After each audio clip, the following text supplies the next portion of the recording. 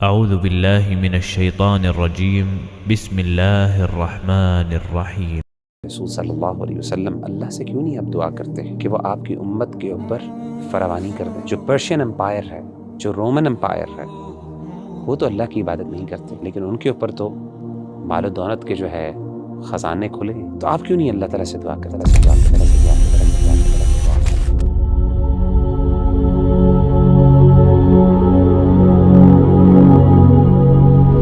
وغیرہ بھائی نوجوان جو ہیں آج کل کے، ان کے ذہن میں ایک بات آتی ہے کہ اگر یہ دین کی طرف آ جائیں گے تو ان کی ساری مشکلات حل ہو جائیں گی، اور نارملی اوبیسلی دین میں ہمیں اس چیز کا درس دیتا ہے اگر آپ اللہ کی طرف آ جاتے ہیں اور نبی کریم صلی اللہ علیہ وآلہ وسلم کے مطابق زندگی گزارتے ہیں تو اللہ سبحانہ و تعالیٰ آپ کے لیے آسانی پیدا کرتے ہیں۔ لیکن ایک آبزرویشن ہے اور لوگوں کی طرف سے ایک شکایت بھی سمجھ لیں کہ جب وہ دین کی طرف آتے ہیں تو یہ معاملہ تھوڑا الٹ ہو جاتا ہے کہ ان کے گھر والے، ان کے آس پاس والے ان کے لیے تکلیفیں پیدا کرتے ہیں، ان کے لیے پریشانیاں پیدا کرتے ہیں۔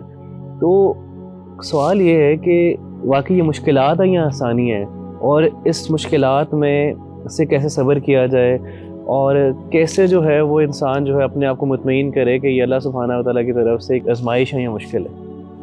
دیکھیں ربی بھائی، دین کی طرف آنے کا مطلب اگر یہ ہو کہ دنیا کی زندگی آسان ہو جائے گی میرے لیے، تو اللہ تعالیٰ پھر اپنے مسلمان اور مومن بندوں کے لیے یہ دنیا جنت بنا دیتے۔ اس کائنات میں اگر کوئی ذات ایسی ہے جو ڈیزرو کرتی ہے واقعی کہ اس پر ایک بھی مشکل نہ آئے، تو وہ ہمارے نبی صلی اللہ علیہ وآلہ وسلم کی ذات ہے،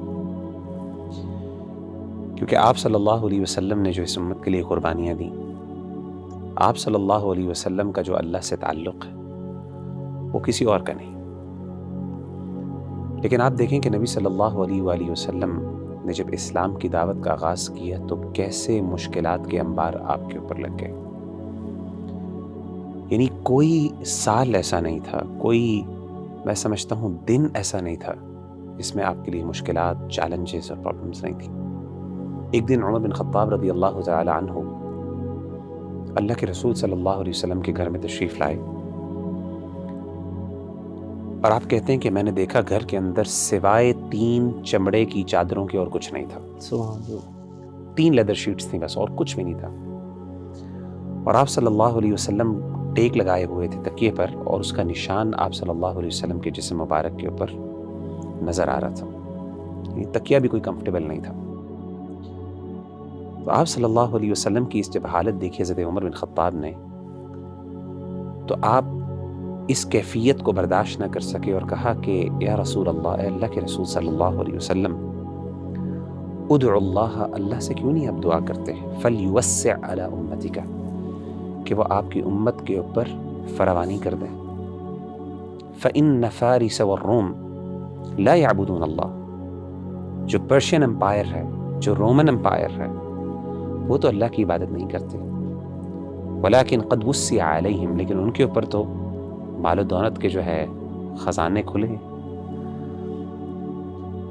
تو آپ کیوں نہیں اللہ تعالیٰ سے دعا کرتے؟ تو سیدنا عمر بن خطاب رضی اللہ تعالیٰ عنہ کی جب اللہ کے رسول نے یہ بات سنی تو آپ لیٹے ہوئے تھے، آپ اٹھ کے بیٹھ گئے، یعنی اس چیز کی اہمیت دلانے کے لیے، اور آپ نے بڑے حیران ہو کے کہا او فی شک انت یا ابن خطاب، اے ابن خطاب، کیا آپ کو بھی شک ہے؟ یعنی میں آپ سے تو یہ چیز ایکسپیکٹ نہیں کر رہا تھا۔ اولئک قوم عجلت لهم طیباتهم فی حیات الدنیا، آپ نے فرمایا یہ وہ قوم ہے جس نے اگر دنیا کے اندر کوئی خیر کا کام کیا ہے تو اس کی جزا ان کو دنیا میں ہی مل گئی، ان کے لیے دنیا میں ان کی جزا جلدی کر دی گئی۔ لیکن ہم مسلمان، یہ جو اللہ تعالیٰ کا بندہ، یہ مومن ہے، اس کی کوششوں کو کبھی بھی اللہ تعالیٰ دنیا کے اندر چھوٹا ریوارڈ دے کے ختم نہیں کرتے۔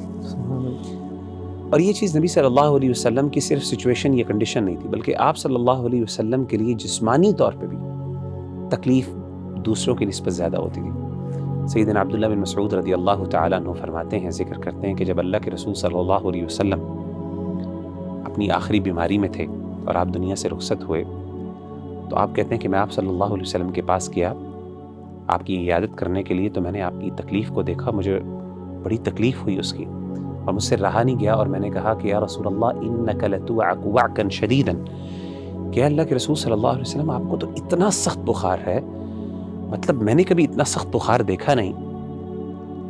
تو آپ صلی اللہ علیہ وسلم نے کہا کہ اے عبداللہ، واقعی مجھے جتنا تم میں سے ایک شخص کو بخار اور تکلیف ہوتی ہے جسمانی طور پہ، مجھے ڈبل ہوتی ہے۔ اور آپ نے پوچھا عبداللہ تمہیں پتہ ہے کہ کیوں ایسا ہے؟ تو عبداللہ بن مسعود نے کہا کہ اللہ کے رسول صلی اللہ علیہ وسلم شاید اس لیے کیونکہ اس تکلیف کی وجہ سے اللہ تعالیٰ آپ کا اجر اور ثواب بھی دوبالا کر دیں گے۔ تو آپ نے کہا ایسی بات ہے، اور آپ نے فرمایا کہ جب ایک مومن پر کوئی تکلیف آتی ہے تو اللہ نہ صرف اس کے گناہوں کو معاف کرتے ہیں بلکہ اللہ تعالیٰ اس کے درجات بھی بلند کر دیتے ہیں۔ تو اپنا بندہ جو اللہ کا ہے، بعض اوقات میں سمجھتا ہوں بعض اوقات اس کے لیے دین میں آنے کے بعد مشکلات زیادہ بڑھ جاتی ہیں، اور یہ اللہ کی محبت کی نشانی اور دلیل ہے۔ کیوں؟ ایز لانگ ایز وہ دین پہ قائم رہے۔ ہاں، اگر وہ دین سے دور ہو جاتا ہے تو پھر ممکن ہے کہ وہ اللہ کی طرف سے سزا بھی ہو، لیکن اگر وہ دین پہ قائم ہے، اپنے رب کو راضی کرنے کی جستجو اور کوشش کر رہا ہے، اور اس کے لیے مشکلات پیدا ہو رہی ہیں، یہ تو انبیاء کی سنت ہے، یہی تو انبیاء کا کام تھا۔ قرآن مجید میں اللہ تعالیٰ کیا کہتے ہیں؟ وَتَوَاصَوْا بِالْحَقِّ وَتَوَاصَوْا بِالصَّبْرِ۔ جب آپ حق پہ چلیں گے، اس کی تلقین کریں گے، تو اس کے ساتھ صبر تو کرنا پڑے گا۔ تو میں سمجھتا ہوں کہ یہ اللہ تعالیٰ کی طرف سے حکمت ہے، اور کئی دفعہ یہ اللہ کی طرف سے انعام ہوتا ہے۔ انسان کو چاہیے کہ وہ اس پہ صبر کرے، جب وہ صبر کرے گا تو اس کے لیے خیر ہی خیر ہوگی۔ اللہ تعالیٰ ہم سب کو عمل کرنے کی توفیق عطا فرمائے۔